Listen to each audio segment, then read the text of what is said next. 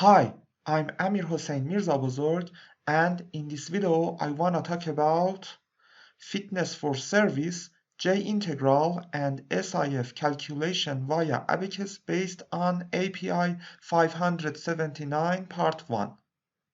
This is the table of content of this tutorial.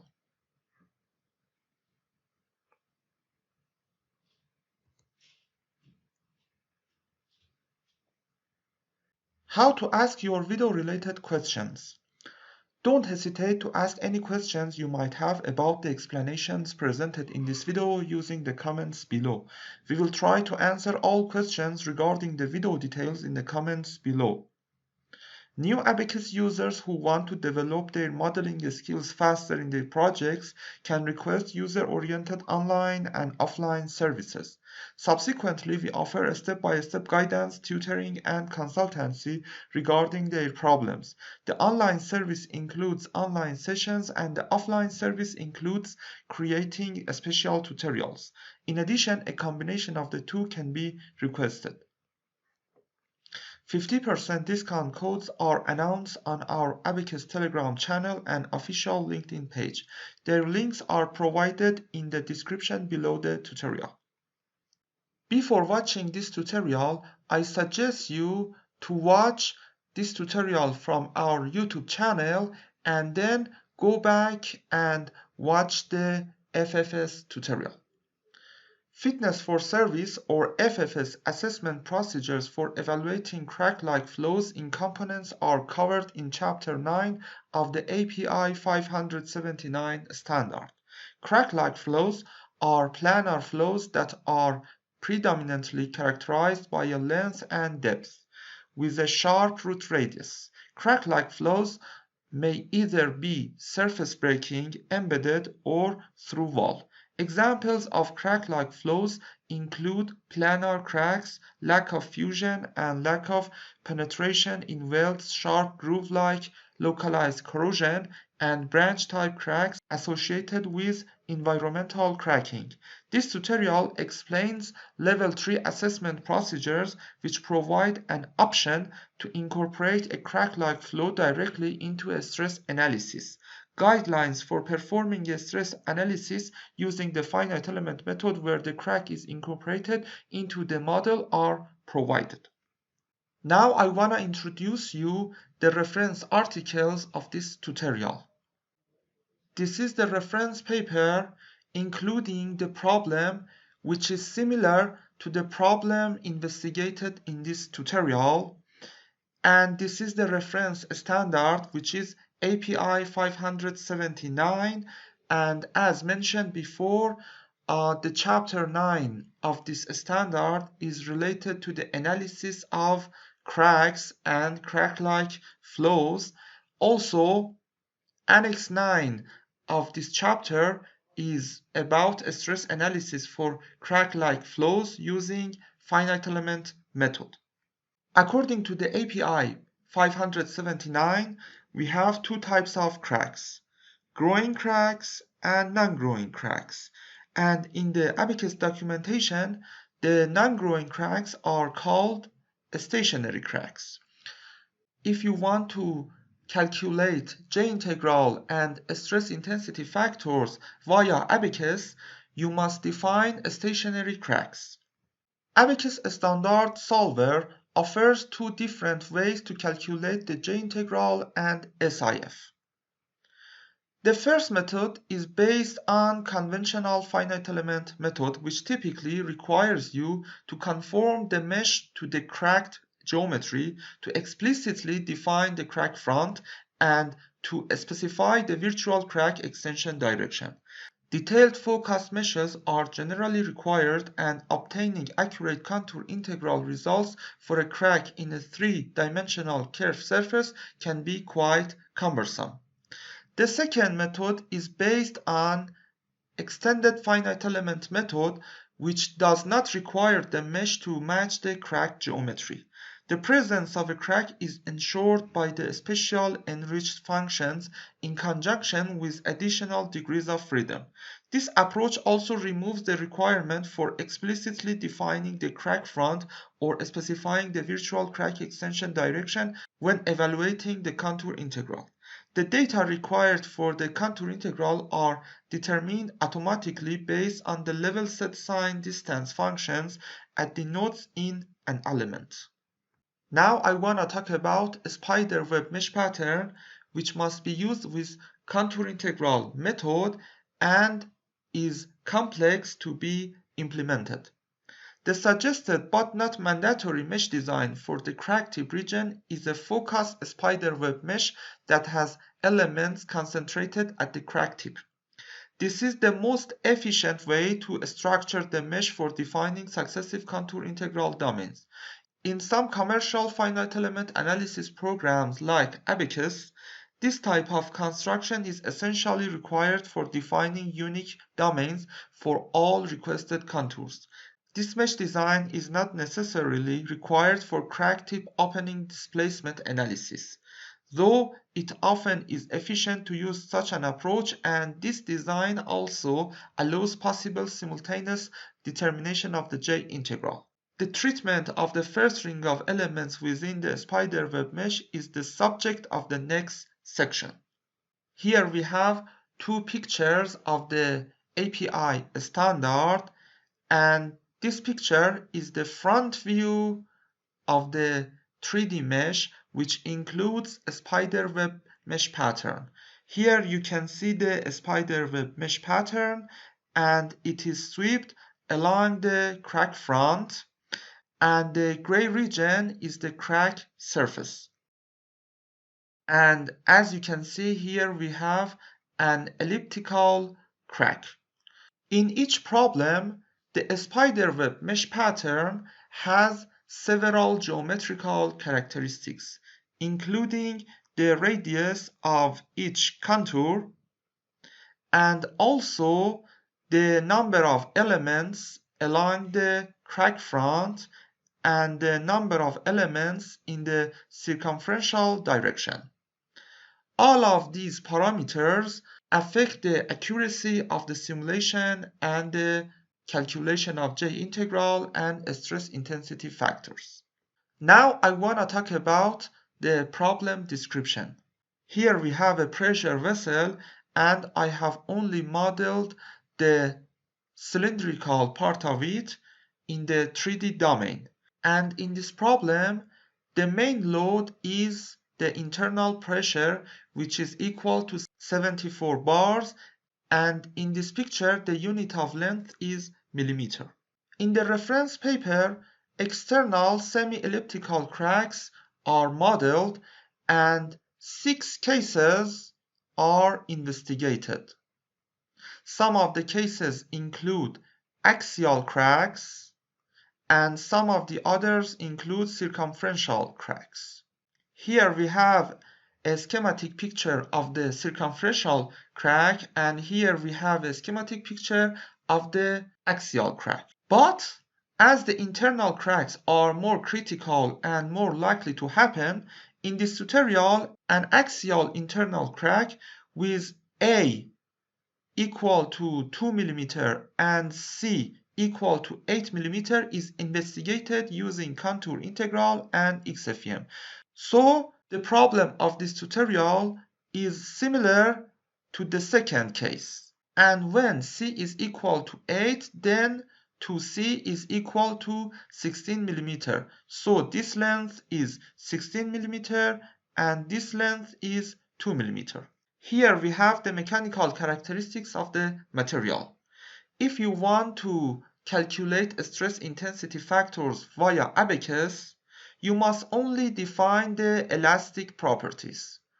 But if you want to calculate the J integral, you should also define the plastic behavior. In this tutorial, I have only used the yield stress and defined the plastic behavior as perfect plastic. And if you want to have more accuracy, you should define the complete plastic behavior, and you must define the plastic behavior from the yield point to the ultimate point. But this will not affect the generality of this tutorial. Now I want to talk about simulation procedures. To simulate the axial internal crack in the vessel, I have used both the contour integral and XFEM. And the contour integral method is used for both the half model and full model. And the XFEM is only used for the full model, and in all the cases, J integral and stress intensity factors are calculated. This is a picture of the quarter model, and here you can see the elliptical crack, and you can see its contours. And as you can see, the free method is assigned to the region around the crack contours because this region cannot be partitioned in a way to be meshed using hex elements. So the free method is assigned to this region. And this region will be meshed using second order tetrahedral elements. But all the other regions will be meshed using second order hexahedral elements.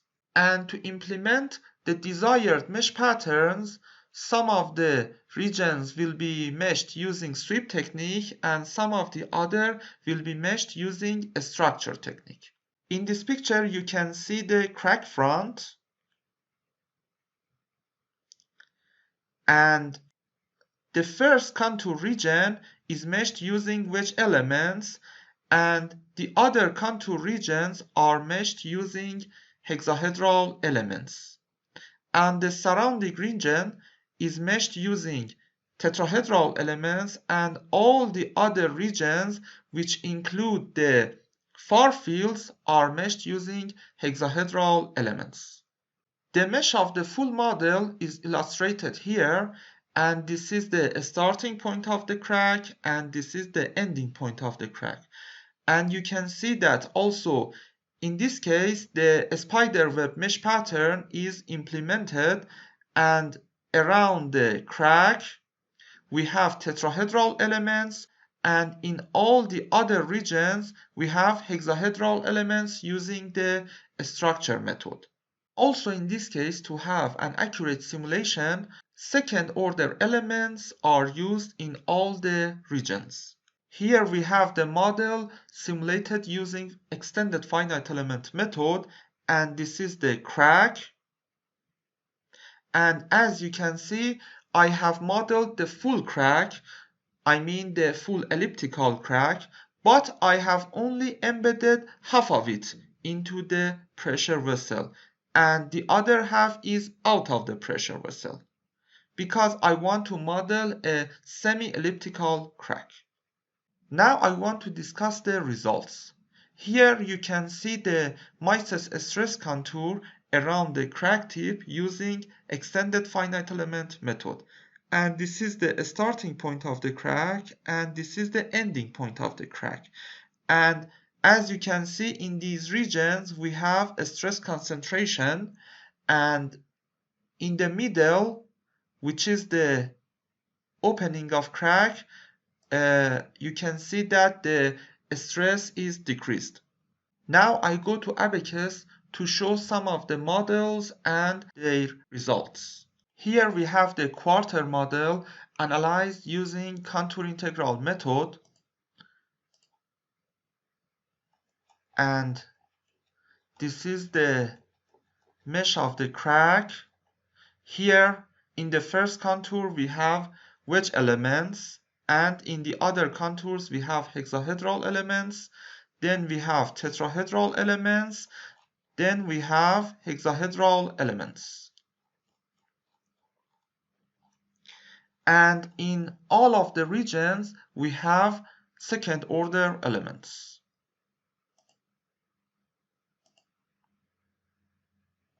Also, this is the extended finite element model.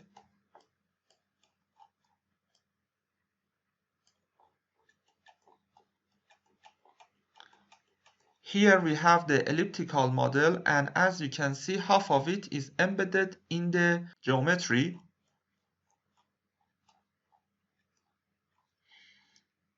Now I go to the visualization module.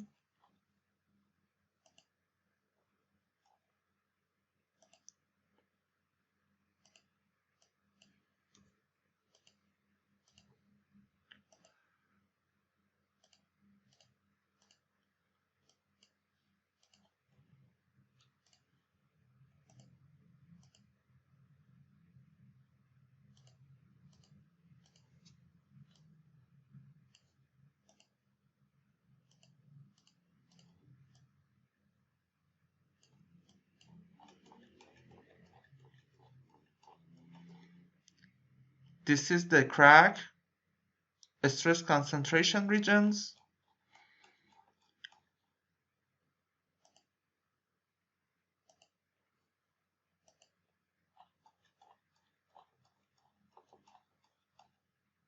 Elliptical crack in the quarter model.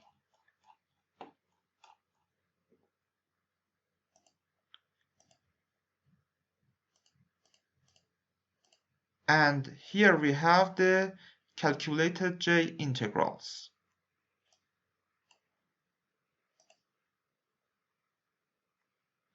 In the calculation of J integral in this model, 81 nodes are defined along the crack tip, and Abaqus gives us the J integral value in each contour of each node.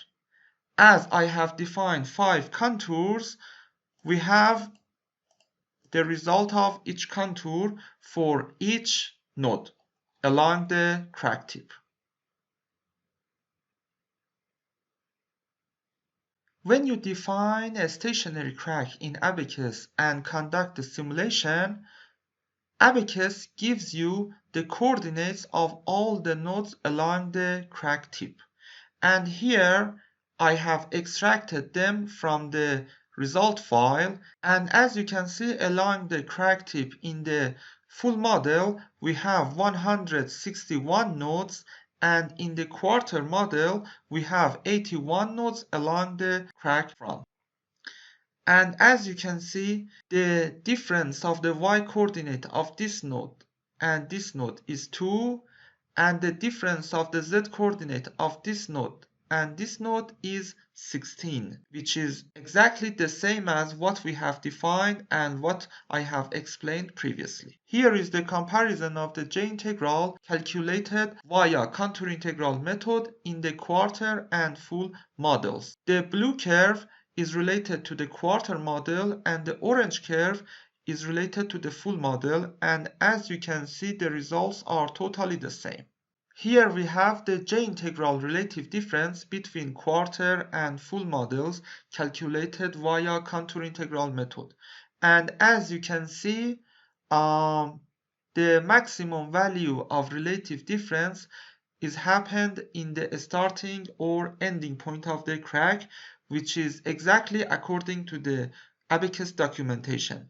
In the Abaqus documentation, it is mentioned that the error increases near the starting and ending points of crack, and here also the maximum value of difference is happened in this region.